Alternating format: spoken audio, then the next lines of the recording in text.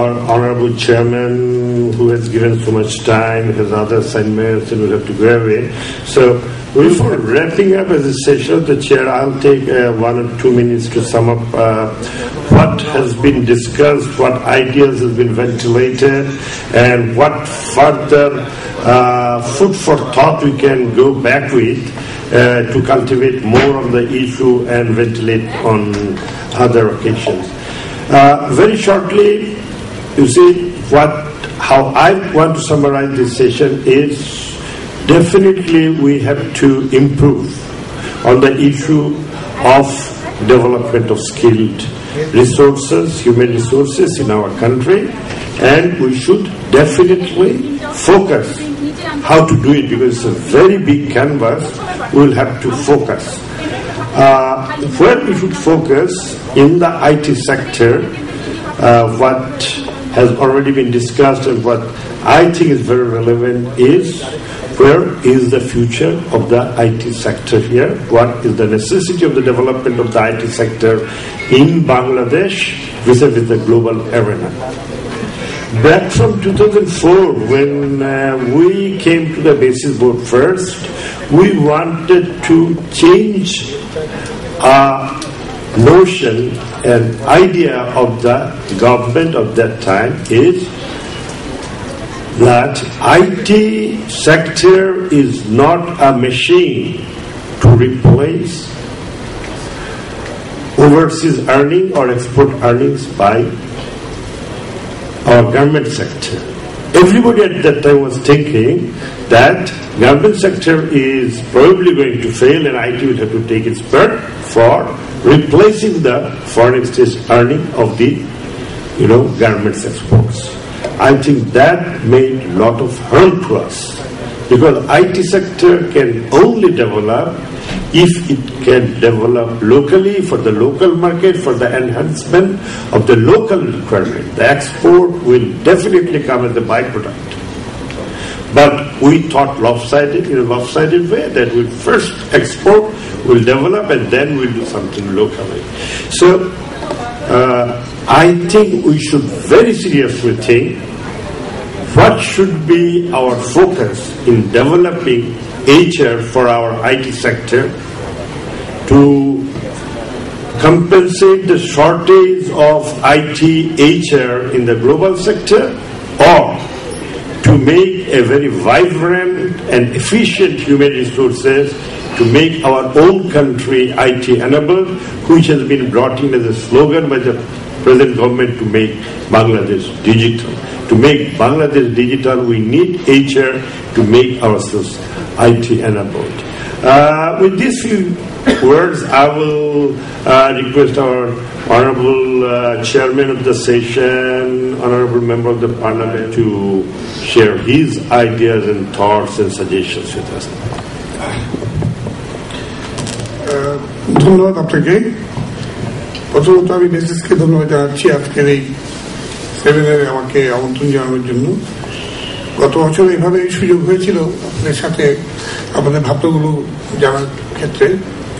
এবার আরো অনেক বেশি সুনির্দিষ্ট বিষয় এখানে আলোচনা হয়েছে, যেটা নিঃসন্দেহে আমাদের যে স্লোগানটা আমরা নিয়ে এসেছি ডিজিটাল বাংলাদেশ করা, সেই স্লোগানের ক্ষেত্রে খুবই গুরুত্বপূর্ণ। সেটা হচ্ছে যে আজকে বৈশ্বিক যে বাজার রয়েছে আইটি সার্ভিস বাজারে, সেই বৈশ্বিক বাজারে কিভাবে দক্ষ জনশক্তি আমরা গড়ে তুলতে পারি সেই সম্পর্কে জাতীয় পরিকল্পনাটা কি।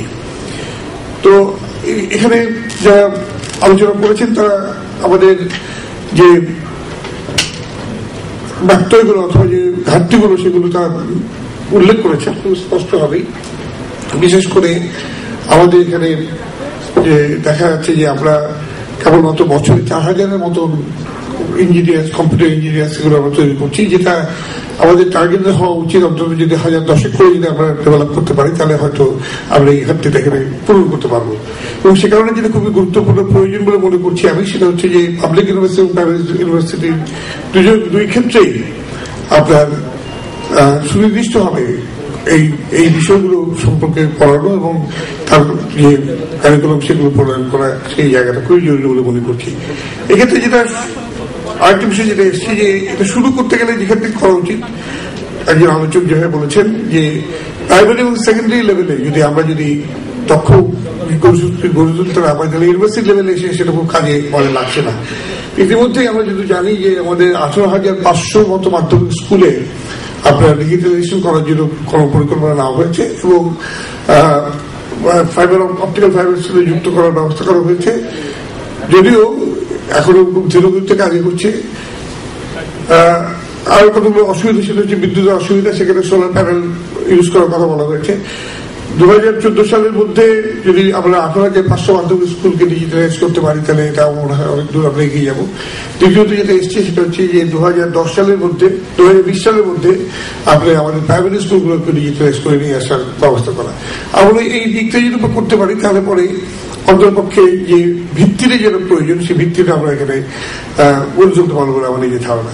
এখানে আরো কতগুলো প্রশ্ন এসছে, সেগুলো হচ্ছে যে এই ক্ষেত্রে গ্লোবাল মার্কেটকে সার্ভ করার ক্ষেত্রে ভাষার যে সমস্যাটা সেটা প্রধান সমস্যা হিসেবে আমাদের এখানে এসছে। উপস্থিত সন্ধানী ভাষা কেমন নয়, ভাষার সাথে যুক্ত এমনকি আপনার যে উচ্চারণের যে সমস্যা সেটাও এক হিসেবে যুক্ত। আমরা অনেক ব্যবসা হারিয়েছি উচ্চারণ, সঠিকভাবে উচ্চারণ না বোঝার কারণে অথবা উচ্চারণ না করার কারণে এই জায়গাটায়।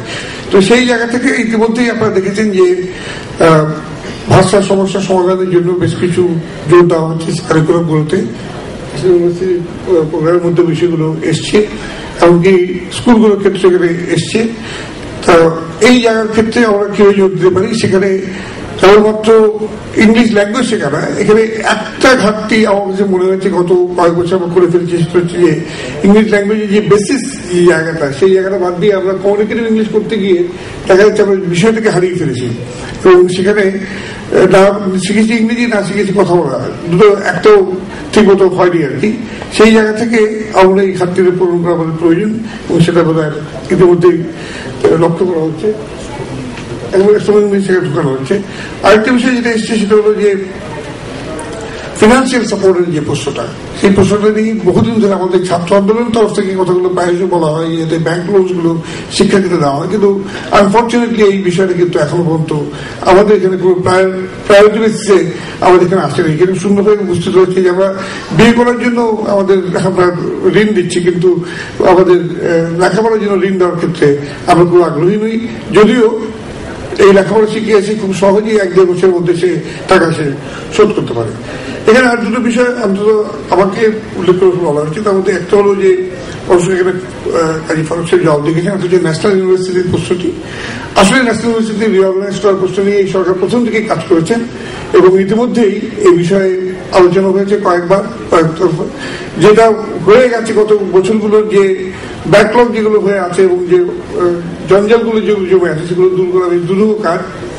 তারপরেও বেসিক সিদ্ধান্ত এসছে সেটা হচ্ছে যে ন্যাশনাল ইউনিভার্সিটিকে মোটামুটি ডিসেন্ট্রালাইজ করে দিয়ে এটাকে যেটা বলেছেন যে ফুল ফ্লেজেড ইউনিভার্সিটি অথবা ব্রাঞ্চ হিসেবে ডেভেলপ করানোর প্রস্তাব এখানে এসছে। ইউজিসির ভূমিকা নিয়ে প্রশ্ন রেখে করেছেন আমার, আমরা এই বিষয়টা আমি একটু বিষয় জানি, প্রাইভেট বিশ্ববিদ্যালয় আইন প্রণয়ন করতে গিয়ে এই প্রসঙ্গে আলোচনা করতে হয়েছে। আমার মনে হয় যে প্রাইভেট বিশ্ববিদ্যালয় আইনের মধ্যে ইতিমধ্যেই চেষ্টা করা হয়েছে যে বিশ্ববিদ্যালয়গুলোকে স্বয়ংসম্পূর্ণ করার জন্য, কিন্তু তারপরেও আমার মনে হয় নিজের ধারণা যেটা সেটা হলো যে অন্ততপক্ষে একটি নিয়ন্ত্রণকারী সংস্থার প্রয়োজন খুবই জরুরি বলে মনে হচ্ছে। তবে সেটা এই কারণে নয় যে সেই কারিকুলাম ডেভেলপ করার ক্ষেত্রে সে বাধা হয়ে দাঁড়াবে, সেটা এই কারণে অন্ততপক্ষে মানটা ঠিক রাখার জন্য জায়গাটায়, যে কারণে আমাদের অ্যাক্রিডিটেশন কাউন্সিলের কথা চলে এসেছে এবং অ্যাক্রিডিটেশন কাউন্সিল করার কথা বলা হয়েছে। সেই দিক থেকে আমরা এগিয়ে যাব, এই বিশ্ববিদ্যালয় আইনে সেটা এসছে এবং separate accreditation council for all, for public and private university উভয়ের জন্যই আনার জন্য এই বিষয়ে আলোচনার মধ্যে আমরা এসেছি। যেটা এখানে এসছে সেটা হলো যে প্রাইভেট এবং পাবলিক ইউনিভার্সিটির বাইরেও আমাদের এখানে যে আইটি কোম্পানিগুলো আছে তারা সেই ট্রেনিং কোর্সগুলো চালাতে পারে কিনা, যেখানে বলা হয় যে সার্টিফাইড ট্রেনিং কোর্স হিসেবে সেটা তারা করতে পারে কিনা, সেটা বেসিস সেই ক্ষেত্রে কতখানি উদ্যোগী হতে পারেন সেই জায়গাটা খুবই গুরুত্বপূর্ণ আমার কাছে মনে হয়েছে। কারণ আমাদের প্রাইভেট এবং পাবলিক ইউনিভার্সিটি এখন সেভাবে ওইভাবে একটু ছড়ে আমরা এগোতে পারিনি। সেখানে অন্য দেশে যেভাবে কোম্পানিগুলো এই জায়গার ক্ষেত্রে ট্রেনিং কোর্সগুলো তারা চালু করতে পারেন, আমাদের এখানে সেই ট্রেনিং কোর্সগুলো আমরা চালু করতে পারি কিনা, যার মধ্য দিয়ে সার্টিফিকেট পার্সন বেরিয়ে আসবেন, এবং সেক্ষেত্রে আমি একমত যে সেখানে তো সায়েন্সের গ্রাজুয়েটের প্রয়োজন নেই, এমনকি বিএ পাস করে গিয়েও একজন আইটি সেক্টরে সে দক্ষতা সে প্রদর্শন করতে পারে। আমি যেটা বলবো যে আমাদের কর্মপরিকল্পনার লক্ষ্য হওয়া উচিত বৈশ্বিক বাজার, কিন্তু সঙ্গে সঙ্গে আমাদের নিজেদের ভিতরের দিক থেকেও নজর দিতে হবে।